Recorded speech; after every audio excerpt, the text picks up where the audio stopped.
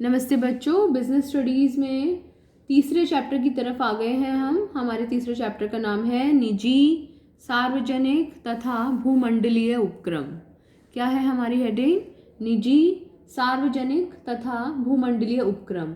अब हमें ये समझना है कि निजी क्षेत्र के उपक्रम क्या होते हैं, सार्वजनिक क्षेत्र के उपक्रम क्या होते हैं और भूमंडलीय उपक्रम क्या होते हैं। इन्हें समझने के लिए सबसे पहले हम देखेंगे निजी क्षेत्र के उपक्रम क्या होते हैं। आपको जान के इस बात में बहुत खुशी होगी कि निजी क्षेत्र के उपक्रम जितने भी हैं वो सब हम पहले ही पढ़ चुके हैं। क्या होते हैं निजी क्षेत्र के उपक्रम? वो उपक्रम जो आपके और हमारे जैसे लोग जिसको स्थापित करते हैं। कौन से? जैसे कि एकल स्वामित्व, सोल प्रोप्राइटरशिप, साझेदारी, पार्टनरशिप, निजी कंपनी या सार्वजनिक कंपनी। तो जो आपके या हमारे जैसे लोग मिलकर जो व्यावसायिक संगठनों की स्थापना करते हैं, निजी क्षेत्रों द्वारा जो व्यावसायिक संगठनों को स्थापित किया जाता है, उन संगठनों को निजी क्षेत्र के उपक्रमों के नाम से जाना जाता है। तो फिर इस चैप्टर में हमारा काम क्या है पढ़ने का? हमारा काम है सार्वजनिक क्षेत्र के उपक्रम पढ़ने का काम, कि सार्वजनिक क्षेत्र के उपक्रम क्या होते हैं, किसकी भूमिका होती है इसमें। और भूमंडलीय उपक्रमों की जहाँ तक बात है, ये कोई ऐसा कोई नया टॉपिक नहीं है आपके लिए। भूमंडलीय उपक्रम मतलब जो एक से ज़्यादा देश में अपने व्यवसाय का विस्तार करते हैं, या आपने एसएसटी में ज़रूर छोटी क्लासेस में पढ़ा है, उन्हें भूमंडलीय उपक्रम बोलते हैं। और किस नाम से जानते हैं आप इनको? बहुराष्ट्रीय कंपनियां। इंग्लिश में क्या कहते हैं इनको? Multinational companies. मल्टीनेशनल कंपनीज, या कई बार हम इनको एमएनसीज के नाम से भी पहचानते हैं या बोलते हैं। MNCs, multinational company. किसी एक भूमंडलीय उपक्रम का नाम बता सकते हैं आप? जैसे कि पेप्सी, कोका कोला, ये एक से ज़्यादा देशों में अपने व्यापार को स्थापित करते हैं। ऑल राइट, तो निजी क्षेत्र के उपक्रम तो हम पहले ही पढ़ चुके हैं, हमें पढ़ने की जरूरत नहीं है। हम पढ़ेंगे सबसे पहले सार्वजनिक क्षेत्र के उपक्रम। तो समझने की जरूरत ये है कि सार्वजनिक क्षेत्र के उपक्रम वास्तव में होते क्या हैं। बहुत बार बच्चे कहते हैं सार्वजनिक क्षेत्र के उपक्रम मतलब सार्वजनिक कंपनी जिसमें कि आम जनता को आमंत्रित किया जा सकता है। The answer is no. सार्वजनिक कंपनी आपके और हमारे जैसे लोग होते हैं जो पैसा लगाते हैं और वो आम जनता को आमंत्रित करते हैं। सार्वजनिक क्षेत्र के उपक्रम ये वे उपक्रम होते हैं, वे संगठन होते हैं जिन पर पूरी तरह या पार्शियली सरकार का नियंत्रण होता है। और वो सरकार कौन सी हो सकती है? वो केंद्र सरकार हो सकती है, राज्य सरकार हो सकती है, या केंद्र और राज्य दोनों सरकारें हो सकती हैं।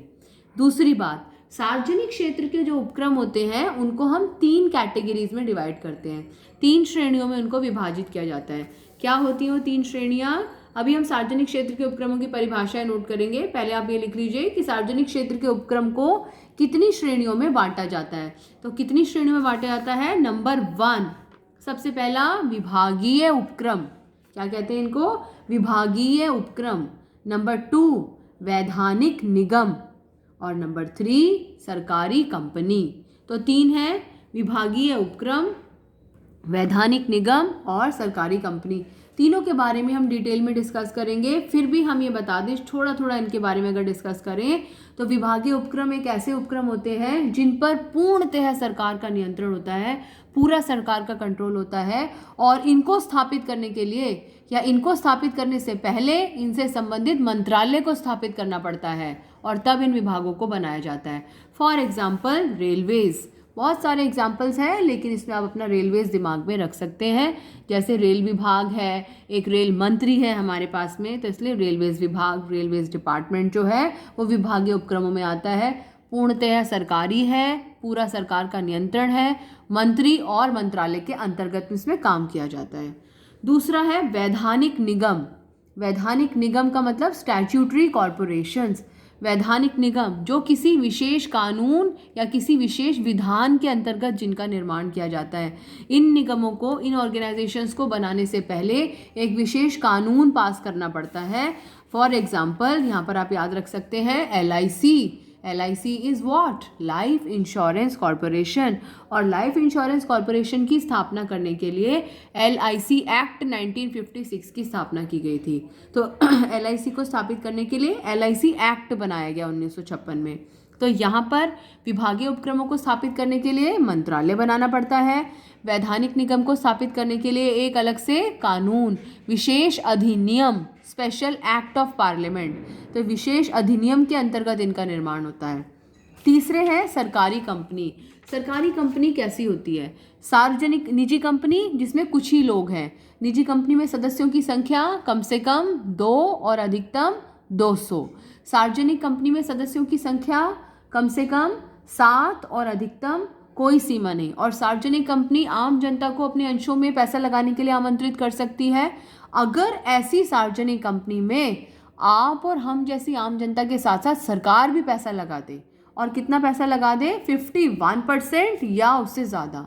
तो यदि किसी कंपनी में, किसी सार्वजनिक कंपनी में जिसका निर्माण कंपनी अधिनियम 1956 के अंतर्गत या फिर कंपनी अधिनियम 2013 के अंतर्गत किया गया हो, यदि ऐसी किसी कंपनी में 51% या उससे ज़्यादा की हिस्सेदारी केंद्र सरकार की हो या राज्य सरकार की हो या केंद्र और राज्य दोनों सरकारों की मिलाकर हो, तो ऐसी कंपनी को हम सरकारी कंपनी के नाम से जानते हैं। HMT, हिंदुस्तान मशीन टूल्स, कोल इंडिया लिमिटेड, बहुत सारी कंपनीज हैं, बहुत सारे संगठन हैं, DCM, जिनको कि हम सरकारी कंपनी के नाम से जानते हैं। तो सार्वजनिक क्षेत्र के उपक्रमों को हम कितनी श्रेणियों में विभाजित कर सकते हैं? 3। मंत्रालय के अधीन बने तो विभागीय उपक्रम, विशेष कानून के अंतर्गत बने तो वैधानिक निगम, और कंपनी को, सरकार को शेयर्स खरीदने पड़े तो एक सरकारी कंपनी। विभागीय उपक्रम मिनिस्ट्री के अंतर्गत, वैधानिक निगम स्पेशल कानून के अंतर्गत, सरकारी कंपनी कंपनी अधिनियम 2013 या 1956 के अंतर्गत। अब सबका एक एक एग्जाम्पल अपने दिमाग में रखें। विभागीय उपक्रम का रेलवेज, वैधानिक निगम का LIC, और भी बहुत सारे एग्जाम्पल्स हैं। जैसे जैसे हम इनको डिस्कस करेंगे साथ में डिस्कस करेंगे। और नेक्स्ट है हमारा सरकारी कंपनी। एक एग्जाम्पल फिलहाल हम अपने दिमाग में बिठा सकते हैं, HMT बिठा सकते हैं, DCM अपने नाम याद रख सकते हैं। ऑलराइट, और अब हम डिस्कस करेंगे कि विभागीय उपक्रमों का क्या अर्थ होता है, इसकी क्या परिभाषा है, क्या इसकी विशेषताएं हैं। तो नए पेज पर हेडिंग डालकर लिख सकते हैं, विभागीय उपक्रम क्या होता है? ये संगठन का सबसे पुराना स्वरूप है।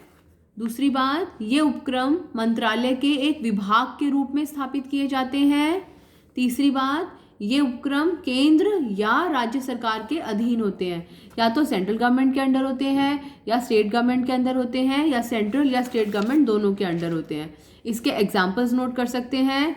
भारतीय रेलवे विभाग है, भारतीय डाक विभाग, दूरसंचार विभाग है, ऑल इंडिया रेडियो आपको मालूम है, दूरदर्शन, और आयुध डिपो का मतलब होता है आर्म फोर्सेस के लिए जो असला, बारूद और ये सारे सामान, ऑर्डिनेंस फैक्ट्री बोलते हैं उसको। तो इन सबको, ये सब जो है ये विभागीय उपक्रमों की श्रेणी में आते हैं। आपको क्या लगता है, क्या इन विभागों को, क्या आयुध डिपो को, अपनी आर्म फोर्सेस को, रक्षा मंत्रालय को हम निजी हाथों में दे सकते हैं? तो फिर विभागीय उपक्रमों की इंपॉर्टेंस शायद आपको समझ में आएगी। अगर दे सकते जवाब हाँ है तो आप समझेंगे, नहीं आ रहा है तो आप समझेंगे। अगली वीडियो में विभागीय उपक्रमों के बारे में और डिटेल में डिस्कस करेंगे। अभी यहाँ तक नोट कर लीजिए।